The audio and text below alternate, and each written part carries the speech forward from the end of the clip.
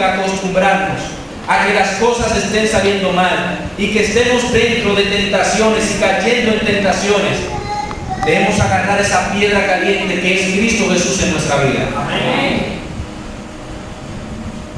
Agarrarla tan fuerte que no pueda librarse de cada uno de nosotros.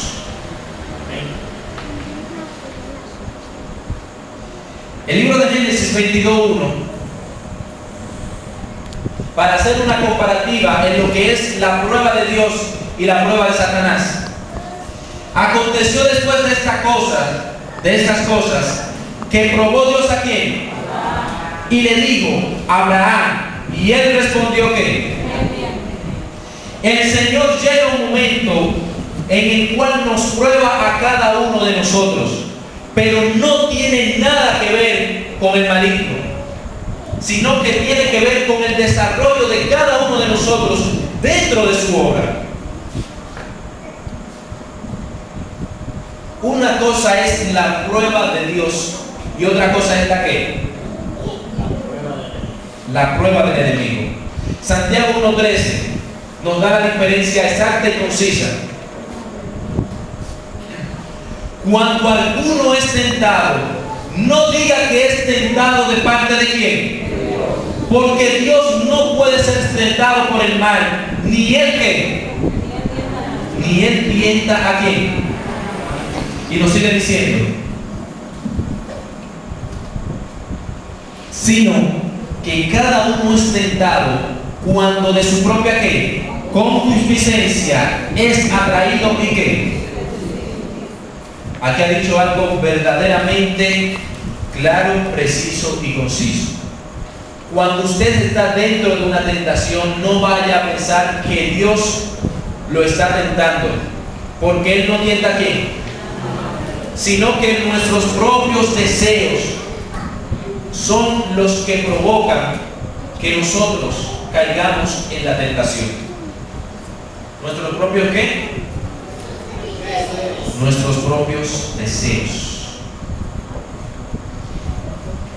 Muchas veces hay personas que piensan que el asunto de la tentación viene porque ya vinieron, y es porque está ahí. A usted le dan por donde usted es débil. ¿A usted le qué? Le dan por donde usted es débil. Por ejemplo, si usted tiene un escuadrón de batalla fuerte, son de hombres cabalmente preparados para la guerra. Llega un momento que dentro del grupo de ese batallón comienzan a haber algunas diferencias dentro de esos guerreros. Llega un momento en que no se ponen de acuerdo. Llega un momento en el cual ya las ideas no se coordinan, ya las estrategias no se dan. El ejército contrario manda un espía hacia ese ejército y lleva la tremenda información de que en el ejército contrario hay una desunión. Ya ellos han visto la debilidad de ese ejército y saben que por más preparados que estén, si no están unidos, no habrá ninguna fuerza. Asimismo, nosotros tenemos debilidades. Asimismo, nosotros tenemos deseos. Asimismo, nosotros tenemos muchas veces las ganas de cometer el pecado. Pero ahí, en ese mismo momento, debemos demandar el poder de Dios en nuestra vida. Debemos demandar que Dios haga grandes cosas en nosotros. Y yo estoy seguro que Él hará.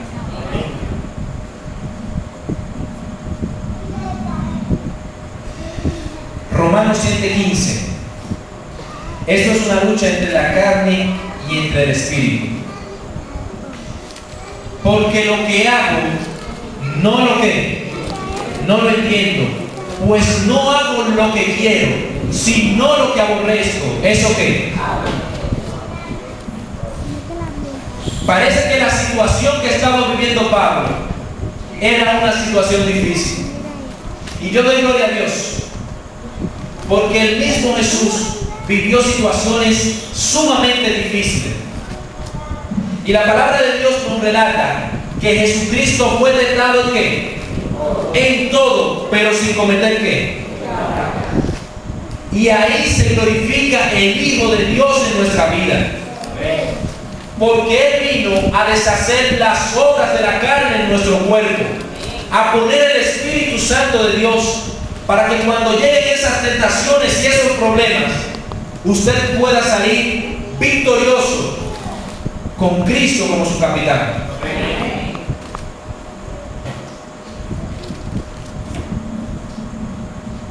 Pablo dijo: lo que no quiero hacer, eso es lo que hago, mostrando esa constante lucha que hay entre nuestros miembros y el Espíritu de Dios que mora en nuestra mente. Y él entonces, en el mismo libro de Romanos 8, el versículo 6, dice: porque el ocuparse de la carne es ¿qué? Pero el ocuparse del Espíritu es vida y paz. Gloria a Dios. Amén. Cuando llegan las tentaciones, los problemas y las dificultades, debemos ocuparnos del Espíritu para que tengamos vida y tengamos paz. Porque si nos llevamos de nuestros deseos carnales, la palabra de Dios es clara y nos está diciendo que eso es ¿qué? Muerte.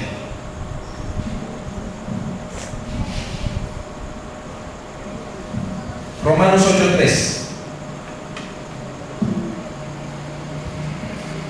Porque lo que era imposible para la ley, por cuanto era débil por la carne, Dios, enviando a su Hijo en semejanza de carne de pecado, y a causa del pecado, condenó al pecado en la carne. ¿Cuántos dicen amén? Amén. Vamos a leer ese texto de nuevo. Porque lo que era imposible, ¿para qué? Para la ley. Esa ley que se refiere ahí era precisamente esa ley donde el que pecaba le daban una pedrada. Al que hacía cualquier cosa mala tenía que verse inmediatamente con las autoridades y le daban golpes. Lo que fue imposible para la ley, por cuanto era débil, ¿por qué? Por la carne. ¿Por qué dice que era débil por la carne? ¿Cómo puede una persona acusar a otra de pecado si su condición es continuo del pensamiento solo al mal? ¿Cómo podían los fariseos venir y acusar a esa mujer que había sido encontrada en adulterio cuando la vida de ellos era totalmente vacía y no había ninguna solución porque ellos estaban tibios? ¿Cómo podían ellos decirle a esa mujer: vamos a pelearla, si ellos estaban más sucios que la misma mujer? Entonces la ley tenía una debilidad, y era que se estaba ejecutando en la carne. Para eso, y ahí está la grandeza de Dios, como esa ley era débil, mandó al que verdaderamente es fuerte. Gloria al Señor. Por cuanto era débil por la carne, Dios, enviando a su Hijo en semejanza de carne de pecado, y a causa del pecado, condenó al pecado en la carne. Y esa condenación se dio cuando Jesucristo estaba dentro del desierto y Satanás le decía: ven, lánzate hacia abajo, que la Biblia dice en Salmo 91:11: a sus ángeles mandará por ti que te guarden en todos sus caminos. Y Jesús le decía: no tentarás al Señor tu ¿qué? Jesucristo estaba diciendo: aunque haya tentación, aunque haya problema, podemos condenar el pecado en la carne. Y esa semejanza de carne, esa semejanza de hombre, es lo que nos muestra hoy que Jesucristo tiene poder para mantenernos limpios delante de Él. Eso que nos muestra aquí es lo que nos dice que nosotros ya tenemos solución a nuestra vida.